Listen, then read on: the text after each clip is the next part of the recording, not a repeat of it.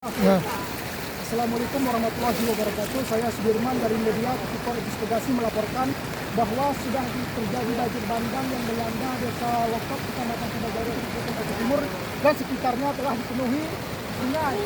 Di mana di sini ada antara Lokop, desa Lokop dan Umasinti dan Mataring dalam penghubung titik gantung jembatan wisata itu sudah putus.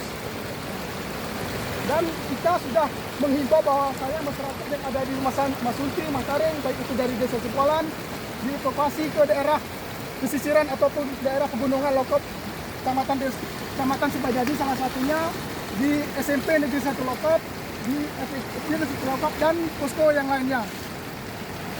Air diperkirakan sudah menaiki dataran pedesaan, salah satunya sudah menaiki Desa Nalon di depan SMP Negeri 1 Lokop.